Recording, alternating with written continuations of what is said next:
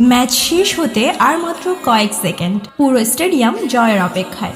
কিন্তু তারপর এমন একটা গোল যার পর হাজার হাজার দর্শক এক মুহূর্তে নীরব হয়ে যায়। 2009 সালের চ্যাম্পিয়ন্স লিগ সেমিফাইনাল, চেলসির ঘরে মাঠ স্ট্যামফোর্ড ব্রিজে মুখোমুখি চেলসি আর বার্সেলোনা। প্রথম লেগ গোলশূন্য ড্র হওয়ার পর দ্বিতীয় লেগে চেলসি এগিয়ে ছিল 1-0 গোল। সময় চলে যাচ্ছে, বার্সেলোনার সামনে তখন শুধু একটা গোলই তাদের ফাইনালে নিতে পারে। ঘড়িতে তখন 93তম মিনিট, লিওনেল মেসির পাশ থেকে বল পেলেন অ্যান্দ্রেস ইনিয়েস্তা বক্সের বাইরে থেকে ডান পায়ে এমন এক শট নিলেন, গোল!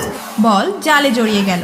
বার্সেলোনার সমতায় ফিরল এবং অ্যাওয়ে গোলের নিয়মে ফাইনালে উঠে গেল। আর সেই মুহূর্তে স্ট্যামফোর্ড ব্রিজের হাজার হাজার চেলসি সমর্থক এক মুহূর্তে স্তব্ধ। যে দল পুরো ম্যাচে জয়ের স্বপ্ন দেখছিল, শেষ মুহূর্তের একটি গোল তাদের সেই স্বপ্ন ভেঙে দিল। ফুটবলে শেষ বাঁশি বাজার আগ পর্যন্ত কোনো ম্যাচ শেষ হয় না, কারণ এক মুহূর্তই পুরো ইতিহাস বদলে দিতে পারে।